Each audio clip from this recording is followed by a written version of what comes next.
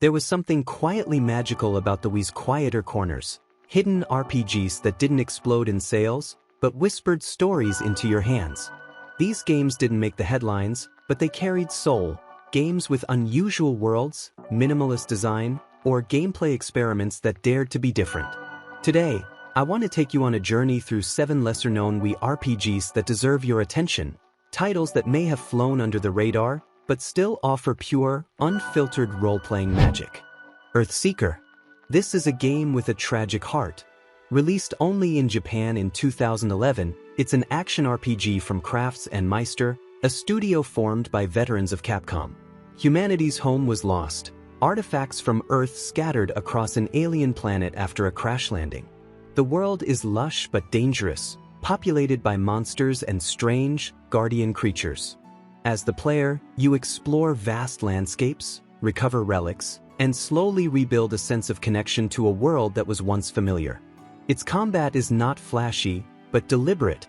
Its storytelling feels like archaeology of the soul. Interestingly, the game saw a dedicated fan translation decades later.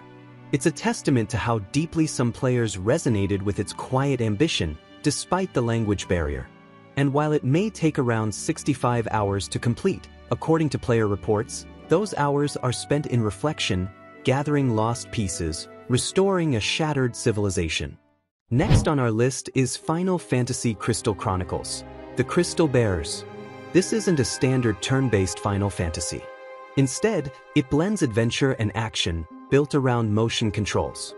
You play as Lael, a crystal bearer, someone marked by a crystal embedded in his body, navigating a world where magic is rare, taboo even. His power? Telekinesis. You point at objects with the Wiimote, lift them, then fling them, throw rocks, weapons, even people. It's playful. It's strange.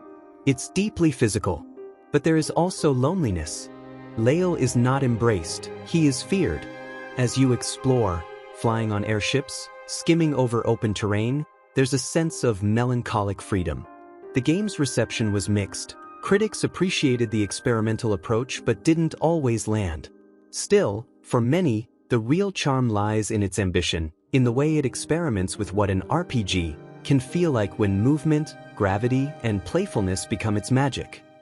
The third hidden gem is Opoona, a lifestyle RPG from Arte Piazza.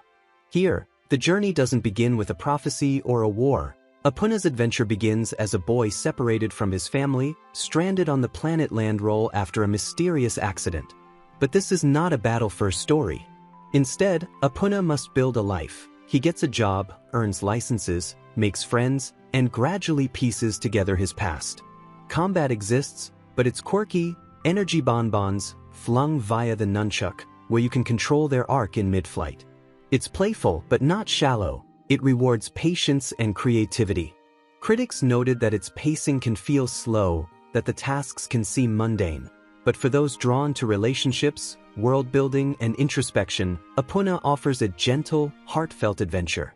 Fourth, we have Dragon Quest Swords, the Masked Queen and the Tower of Mirrors. While not a traditional turn-based JRPG, it merits inclusion. This spin-off marries the combat and lore of Dragon Quest with full-motion swordplay. You swing your Wii remote like a real sword, each vertical, horizontal, and diagonal stroke translating into in-game attacks. It's intuitive, physical, and surprisingly deep.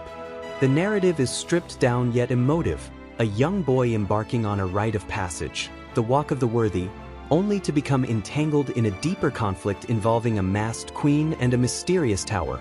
There's bravery, betrayal, and a subtle weight of legacy. It's a game that feels like a myth retold through motion rather than menus. In a sense, its obscurity lies in how it dared to reconfigure what a Dragon Quest game could be, without an expansive world map or traditional leveling, but with heart and simple, kinetic joy. Fragile Dreams, Farewell Ruins of the Moon. This is perhaps the most emotionally resonant of all. You play as Sito, a solitary boy wandering the ruins of a depopulated Tokyo, haunted by ghosts and memories. The world is quiet and empty, except when you raise your flashlight, then you hear echoes, whispers, laughter, pain. Combat exists, but weapons are fragile. They break after limited use. The real weight of fragile dreams comes in the memory items you collect. Small trinkets, cell phones, stones, each holds a piece of someone else's past. At bonfires you relive visions, fragments of lives lived before. It's storytelling through loss, through quiet reflection. At its heart, it's not about defeating evil, it's about understanding what remains, what was forgotten, and what meaning still lingers when the world has moved on. There is a certain charm in worlds that feel familiar yet carry a quiet ache beneath their surface, and Rise Fantasia is one of those stories. Set in a land strained by rising chaos, it follows Lark, a young mercenary drawn into a conflict larger than anything he imagined. The game blends traditional turn-based combat with a warm, almost nostalgic heart, the kind of JRPG that feels like a letter from a bygone era. Its skies are filled with dragons whose very breath can poison the land, and the party you gather around you grows not through spectacle, but through shared wounds and unexpected trust. Beneath its anime brightness there is the shadow of looming loss, the sense that even victories cost something. Some players dismissed it for its voice acting, but those who stayed discovered a world with sincerity, humor, and a surprising emotional depth. It's one of the Wii's most overlooked journeys, a testament to how a game can honor classic RPG traditions while whispering its own quiet truths. And finally, the last game on our list, Pandora's Tower. A story wrapped in chains, time, and irreversible consequence. It begins not with adventure, but with decay, a curse slowly consuming a girl named Elena, turning her into something monstrous. You play as Aaron, bound to her not by destiny but by devotion, climbing 13 living towers to carve out the flesh of grotesque beasts in a desperate attempt to slow her transformation. Each return home carries tension. Will she still look like herself? The game's combat is raw and physical, driven by a chain that lashes, pulls, binds, and tears. But beneath the mechanics lies a fragile romance shaped by fading time. The room where Elena waits becomes a sanctuary, a reminder of what you're fighting for even as her condition worsens. Pandora's Tower never aimed to be grand. Instead, it chose to be intimate, painful, and haunting. It lingers with players because it's not just about saving someone, it's about confronting how far we go for the people we love, even when the ending is uncertain. These 7 hidden Wii RPGs are not blockbusters, they are whispers. They are stories of quiet longing, of worlds broken and lives rebuilt, of power and fragility.